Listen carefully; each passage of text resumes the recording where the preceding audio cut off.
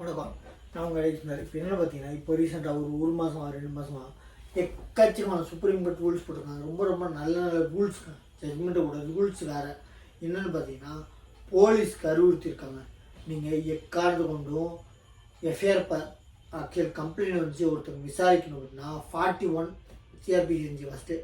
இப்போ என்னென்னா 35 பிஎன்எஸ்எஸ் சட்டங்கள் மாற்றிருக்காங்க பேரை, செக்ஷன் மாற்றிருக்காங்க. ஃபஸ்ட்டு 41 இருந்துச்சு, இப்போ அது 35, சரிங்களா? 35 அது பிரகாரம் சம்மன் கொடுத்தாங்கன்னா ஃபஸ்ட்டு வாட்ஸ்அப்பில் அனுப்பிச்சாங்க. நீ வா அப்படின்னு சொல்லி வாட்ஸ்அப்பில் அனுப்பிச்சு உனக்கு அனுப்பிச்சிருக்கேன், எனக்கு ஸ்டேஷன் வாங்க கூப்பிட்டு நிறைய பார்த்துருக்கேன். எனக்கே கூட வாட்ஸ்அப்பில் அனுப்பிச்சிருக்காங்க. ஆக்சுவலி நிறைய கிளைண்ட்டுக்கு அனுப்பிச்சிருக்காங்க. கிளைண்ட் எனக்கு வர பண்ணியிருக்காங்க, என்ன வர சொல்லியிருக்காங்க. இப்போ என்ன சுப்ரீம் கோர்ட் முன்னாடி வந்து அனுப்பிச்சிருக்காங்கன்னா போலீஸ் சம்மன் ஆகட்டும் எக்காரணத்தை கொண்டு அது 35 BNS police summon, court summon வேறு. போலீஸ் சம்மன் வந்து உங்கள் மேலே குற்றங்கள் சாத்தியிருக்காங்க, கம்ப்ளைண்ட் வாங்கியிருக்கோம், அது உங்களை விசாரிக்கணும் வாங்க அப்படின்னு சொல்லி கொடுக்குற சம்மன் தாங்க போலீஸ் சம்மன். ஆக்சுவலி அது 35 பிஎன்எஸ் செக்ஷனில் வரும். அதை எக்காரணத்தை கொண்டும் டிஜிட்டல் முகாந்திரம் மெயிலோ வாட்ஸ்அப்போ எக்காரணத்தை கொண்டு அனுப்புவது டைரெக்டாக போய் போலீஸ்காரங்க கொடுத்து நீங்கள் வாங்க அப்படின்னு சொல்லணும். அது மென்ஷன் பண்ணிக்கணும் என்றைக்கு வாங்கன்னு அப்படி சொல்லி ரூல்ஸ் போட்டிருக்காங்க. எக்காரணத்தை கொண்டும் வாட்ஸ்அப்லேயோ இமெயிலையோ கொடுக்கக்கூடாது. அப்படி கொடுத்தீங்கன்னா செல்லாது அப்படின்னு இருக்காங்க. இது வரவே இருக்கத்தக்க ரூல்ஸுங்க. ஆக்சுவலி போலீஸ்காரங்க திமிரா நான் உனக்கு வாட்ஸ்அப் நினச்சிட்டேன் வா அப்படின்வாங்க. இருந்த இடத்துல நான் உன் இடத்துக்கு வரணுமா அப்படின்வாங்க. ஆக்சுவலி சுப்ரீம் கோர்ட் என்ன இருக்காங்கன்னா, போலீஸ்காரங்க யார் மேலே கம்ப்ளைண்ட் வந்திருக்கோ அவங்க மேலே சம்மன் கொடுக்கறதுக்கு police summon, police notice summon கொடுக்குறாங்க. போலீஸ் நோட்டீஸை அவங்க இடத்துக்கு போய் கொடுத்தவங்க ஆக்சுவலி கேட்பாங்க. அந்த இடத்துல நிறைய போலீஸுங்க, நீங்கள் சார் பெரிய ஆளுங்களோ நாங்கள் உங்கள் இடத்துக்கு வரணும் கண்டிப்பாக சொல்லியிருக்கலாம். போலீஸ்காரங்க தான் போய் கொடுத்து கான்ஸ்டபிள்ஸை அனுப்பிச்சு இந்த மாதிரி போலீஸ் ஸ்டேஷனில் உங்கள் மேலே கம்ப்ளைண்ட் வந்திருக்கு, நோட்டீஸ் வாங்கிக்கோ அப்படின்னு கையெழுத்து வாங்கிட்டு அவங்கள்ட்ட போலீஸ்காரங்கள்ட்ட டைரெக்டாக போய் கொடுக்க சொல்லியிருக்காங்க. வாட்ஸ்அப்போ சோஷியல் மீடியாலையோ இல்லை இமெயிலையோ எந்த ஒரு முகாந்தாரமும் இல்லை அப்படி இருக்காங்க. டிஜிட்டலாக எதுவும் கொடுக்கக்கூடாது, அது செல்லாது.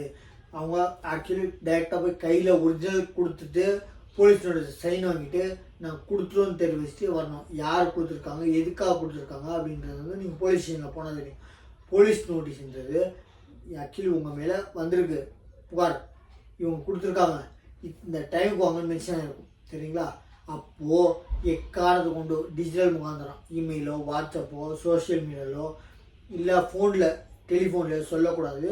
டைரெக்டாக போய் கொடுத்துட்டு வாங்க அப்படின்னு இருக்காங்க. இது ரொம்ப ரொம்ப வரவேற்கத்தக்கதுங்க. ஏன்னா போலீஸ்காரங்க அந்த ஆட்டம் இருந்தாங்க, நான் வாட்ஸ்அப் அனுப்பிச்சிட்டேன், இமெயில் அனுப்பிச்சிட்டேன், நீ வந்தால் வரணும், துறைக்கு வந்து நாங்கள் வந்து கொடுக்கணுமா அப்படிம்பாங்க. அப்படிதான் சொல்லியிருக்காங்க.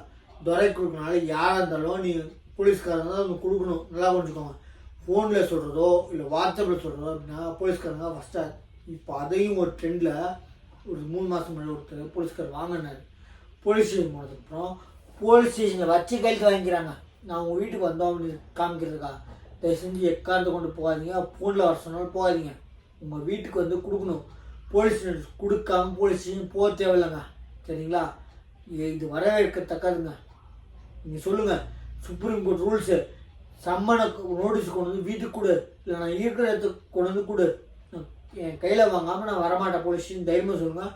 எக்காரணத்தை கொண்டு உங்கள் மேலே போலியோ பதிவு பண்ணுங்க. அதாவது நீங்கள் வரமாட்டேன்னு சொல்கிறதுக்கு வந்து ஆக்சுவலி நோட்டீஸ் கொடுக்காம வரமாட்டேன்னு சொல்கிறதுக்கு வந்து எக்காரணத்தை கொண்டு உங்கள் மேலே எஃப்ஐஆர் ஃபைல் பண்ண மாட்டாங்க, இல்லை ரிவெஞ்சும் எடுக்க முடியாது. நான் சுப்ரீம் கோர்ட் டைரெக்ஷனு அப்படியாச்சும் உங்கள் மேலே ஆக்ஷன் எடுத்தாங்கன்னா அவங்க மேலே நீங்கள் கேஸ் போடலாம். இந்த மாதிரி இது நான் நோட்டீஸ் வாங்காமல் ஸ்டேஷனுக்கு வரமாட்டேன், என் மேலே பொய்யா பதிவு செஞ்சுட்டான் அப்படி எஃப்ஐஆர் போட்டான் அப்படின்னா யார் இப்போ ஆக்சுவலி மெட்ராஸ் ஹைகோர்ட் மதுரை பெஞ்சு ஒரு சப் இன்ஸ்பெக்டரை சஸ்பெண்ட் பண்ணியிருக்காங்க. போலியா எஃப்ஐஆர் போட்டிருக்காங்க. ஆக்சுவலி போலியா இன்ஸ்பெக்டர் கையெழுத்தை போட்டு பதிஞ்சிருக்காரு. என்ன காரணம்னா ஆக்சுவலி இந்த மாதிரி நடக்கும், சரிங்களா? இந்த மாதிரி சட்டங்கள் ஆக்சுவலி எல்லாருமே சட்டத்துக்கு முன்னாடி சமங்க, போலீஸ்காரனாகட்டும் இல்லை யாராகட்டும். ஏன்னா அவங்களுக்கு தெரியும் இருக்கும், நம்ம ஃபெலிக்ஸு ஜெயராஜ் இப்போ அஜித்குமார் கொலை வழக்கில் கைதான 5 பேர் போலீஸ்காரங்க. ஏன் போலீஸ்காரங்க விடல, இன்னமும் ஜெயிலில் இருக்காங்க. ஏன்னு சொன்னீங்கன்னா சட்டத்துக்கு முன்னாடி எல்லாம் சமம். தைரியமாக சொல்லுங்கள், நோட்டீஸ் என் கையில் வராமல் நான் ஸ்டேஷன் வர முடியாது அப்படின்னு சொல்லுங்கள். கண்டிப்பாக உங்கள் அட்ரஸ்க்கு வந்து கொடுத்தாங்க, சரிங்களா? நான் நம்ம சேனலை சப்ஸ்கிரைப் பண்ண போகிறேன். தேங்க்யூ.